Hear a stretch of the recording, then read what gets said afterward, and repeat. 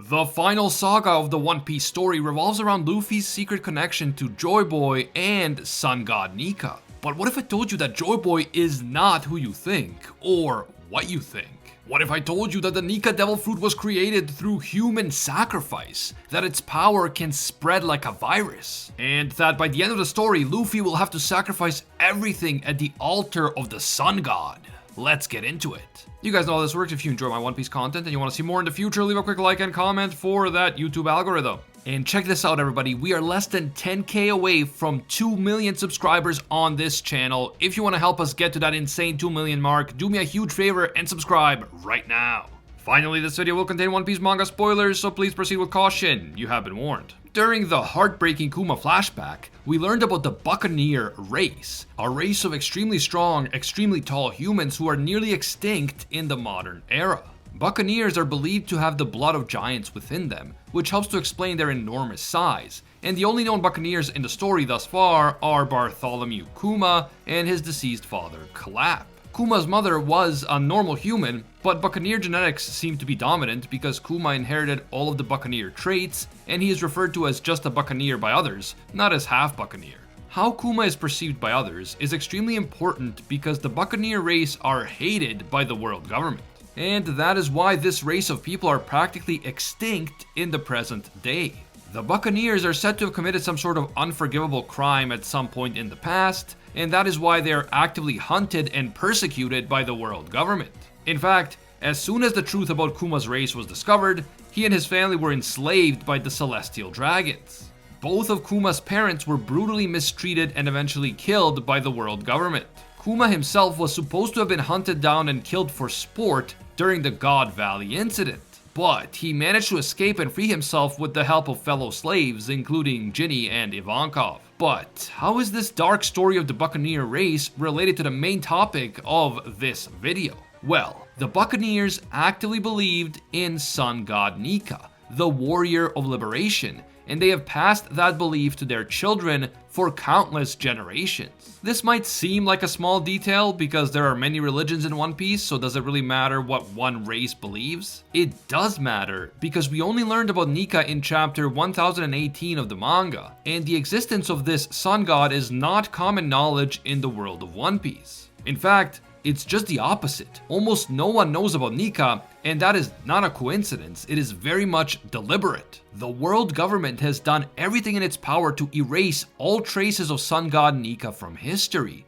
And if you want any information about this deity, you would have to look in only the rarest and most ancient texts. Not only that, but when Who's Who first heard about Nika, it was from a prison guard while he himself was imprisoned for failing to stop the Red Hair Pirates from stealing a certain powerful devil fruit. Shortly after this prison guard told Who's Who about a sun god called Nika, a legendary warrior of liberation who was revered by slaves as a savior and liberator, the prison guard disappeared under suspicious circumstances and was never seen again. Who's Who quickly realized that all knowledge regarding Nika was strictly forbidden, and the guard was likely killed by the world government for even mentioning Nika to another person. Who's Who then decided to risk his own life to escape from prison because he felt that he would be killed next, since he now knew the forbidden information about Nika. And the experience of Who's Who is just one example.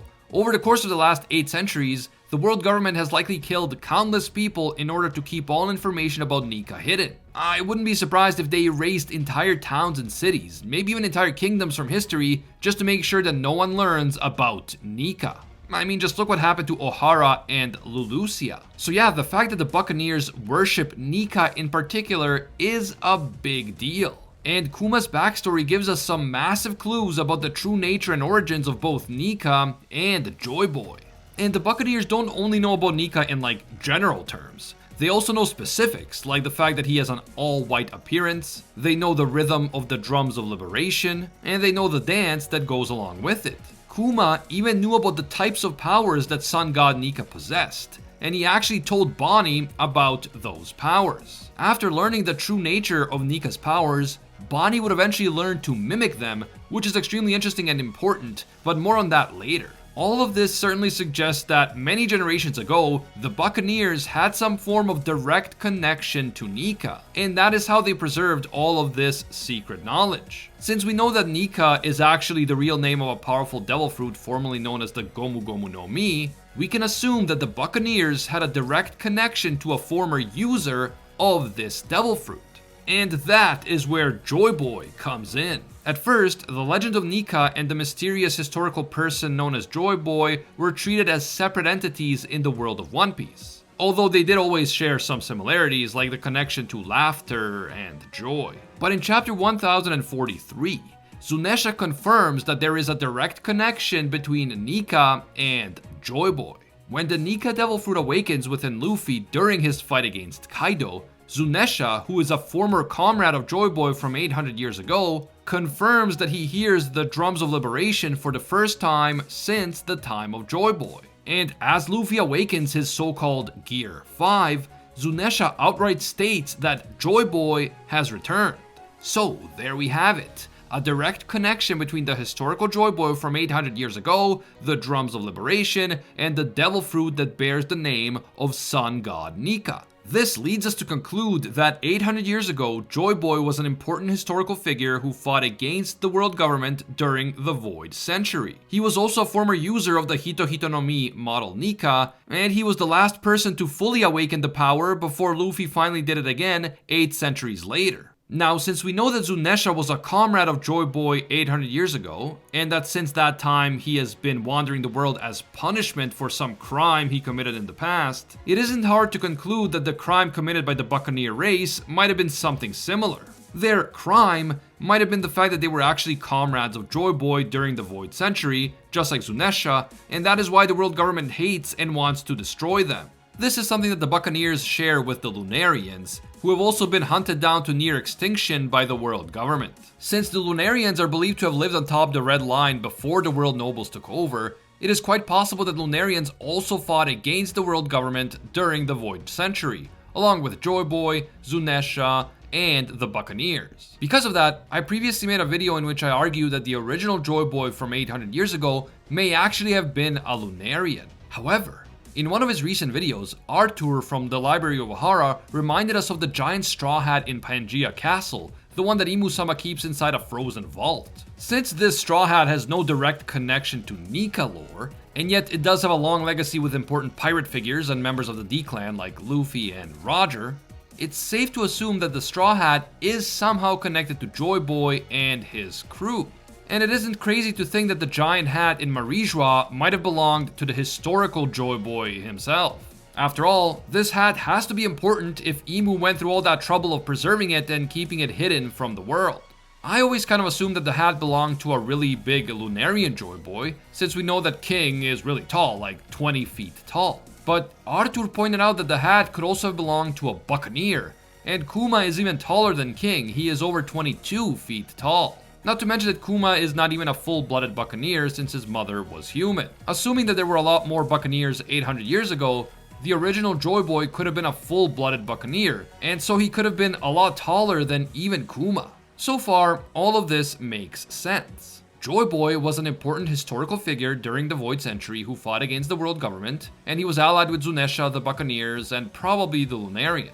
He was also allied with the Minks, the Fishmen, the Kozuki clan of Wano, and Lily Nefertari. Joy Boy was also a user of the Nika Devil Fruit, and since this Devil Fruit awakens very rarely, we can assume that much of the lore surrounding Nika as the warrior of liberation might have actually been inspired by Joy Boy using the Nika fruit to liberate slaves and spread the drums of liberation throughout the world. There is only one missing piece to this puzzle, but this one piece is critical for the ending of the story. Joy Boy was extremely confident that he would one day return and fulfill his promise to the people of Fishman Island. He also seemed to have a pretty good idea of when he would return, because when the Roger pirates got to Laugh Tale, they knew that they were still too early and that Joy Boy would not yet return for some time.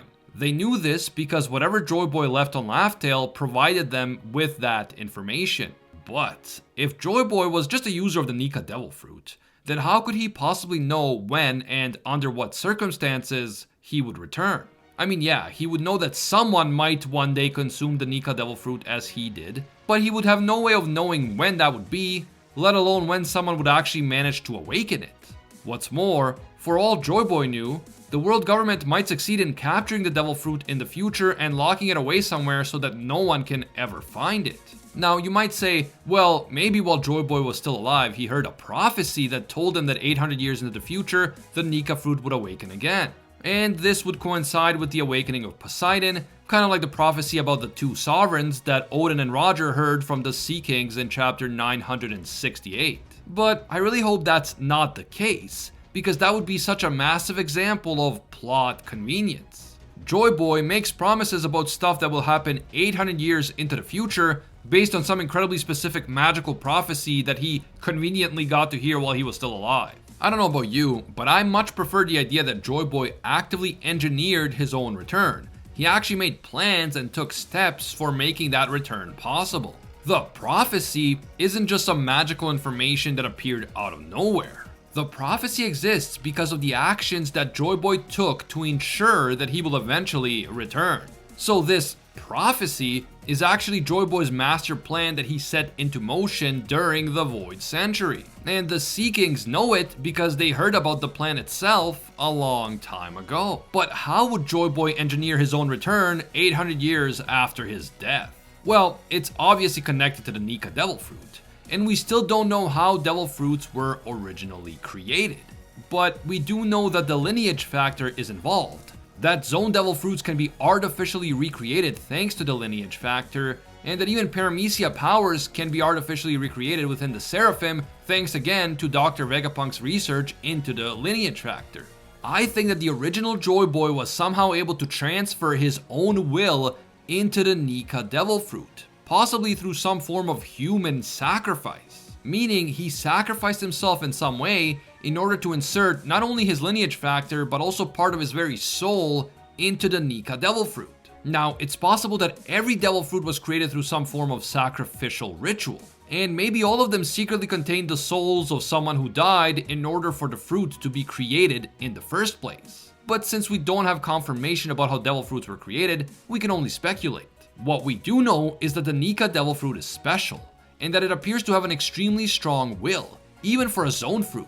The Gorosei stated that they have been actively trying to capture this Devil Fruit for centuries, but it has always managed to evade them. It's like this Devil Fruit has a strong will of its own and is intentionally evading the world government.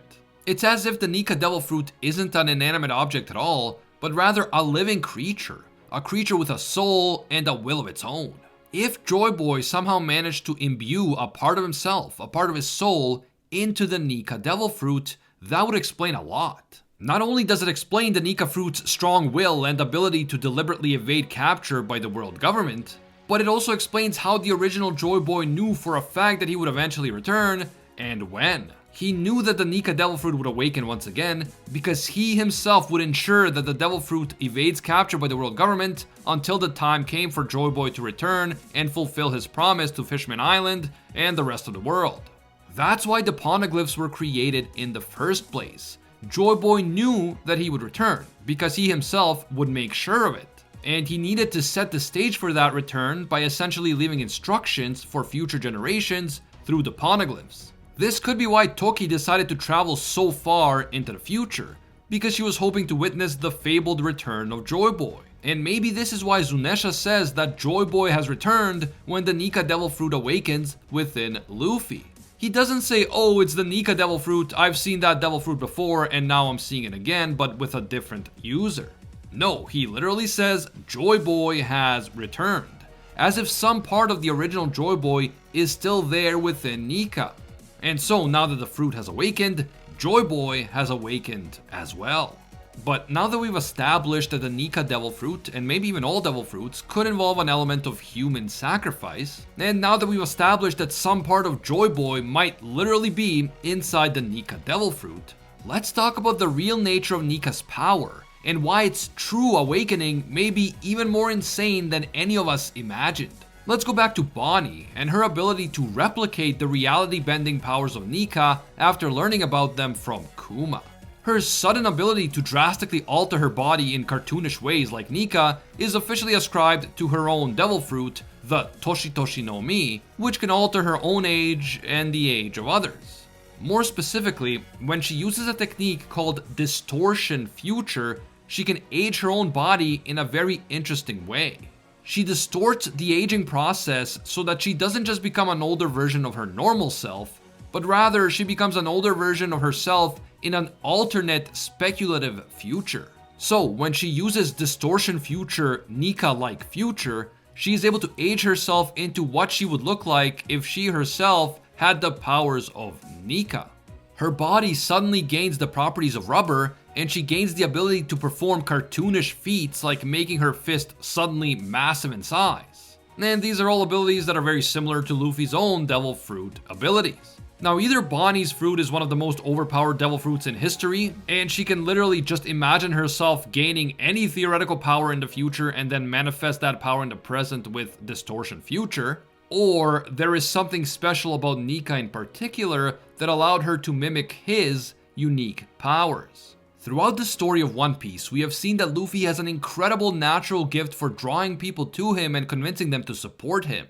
I wonder if this is more than just Luffy's own natural charisma. Nika has been worshipped as a literal god for centuries, and despite the world government doing all it can to erase all information about him, he has still attracted followers among slaves and other oppressed peoples. So, the fact that Luffy consumed the Nika Devil Fruit could be part of the reason why so many people are attracted to him and his cause. There is something infectious about Nika, about the joy and laughter this being represents, about the rhythm of the drums of liberation and the promise of freedom that comes with that rhythm. And all of this could be foreshadowing for Nika's true second awakening, which would expand his power beyond just Luffy and spread it to all of his allies as well. We know that certain Devil Fruit awakenings give the user the ability to expand the effects of his Devil Fruit powers from just his own body to his surroundings as well, essentially turning the battlefield into his own domain expansion. We've seen that with the Mochi Mochi no Mi, with the Ito Ito no Mi, and we've also seen it with Nika, as Luffy already demonstrated the ability to turn his surroundings and even his opponents into rubber while using Gear 5. And that is despite the fact that the Nika Devil Fruit is not a paramecia. But what if Nika has an additional awakening, whether you want to call it Gear 6 or something else entirely? What if Nika's ultimate power is to spread Nika's unique abilities onto other people? And Bonney's ability to mimic Nika's power was just the beginning, just a foreshadowing of what's to come. What if in the final battle, Luffy will be able to grant Nika-like powers to all of his allies, including the Straw Hats, but maybe also other overpowered characters like Shanks, Dragon, or Kobe? What if this is the ultimate power of both Nika and Joy Boy, the most ridiculous power in the world? The power to manifest not only Luffy's own dreams into reality, but also the dreams of everyone else who is fighting alongside him. I'm sure that a lot of people wouldn't actually want to see this because it would feel so overpowered, and we might get the kind of reaction that Tabata, the creator of Black Clover, got when he allowed his protagonist to share his unique power with his allies. TLDR, many people did not like it. So if Oda really is planning to do something like this, then he would need to include a massive drawback to using such a power, and that is where the final part of this theory comes into play. Throughout One Piece, there have been multiple instances of Luffy overexerting himself in battle, so much so that he was said to be using up his very life force and essentially shortening his own lifespan. Some believe that Roger did something similar throughout his life, and that is why he eventually developed a mysterious deadly disease. Some even believe that the very same thing happened to the historical Joy Boy 800 years ago, and the reason why he lost the war against the world government was because he overexerted himself and contracted a disease similar to Roger's. Then, when he already knew that he was dying, he sacrificed his life in order to transfer a part of himself into the Nika Devil Fruit. So, could Luffy actually be sacrificing his own life and shortening his own lifespan by using Nika? And could the second awakening that allows him to share that power with others drain him even more, leading to him having to make the ultimate sacrifice for victory in the final battle? Will Luffy get a happy ending in the end, or will he have to follow in the footsteps of Joy Boy and Roger by sacrificing his life for the greater good, and for the sake of those who come after him, the next generation? Let me know what you think down in the comments below, and if you're looking for an epic One Piece video to watch next. Don't ignore this video that explains all the different categories of devil fruit, including god fruits and demon fruits, link on screen and down in the description.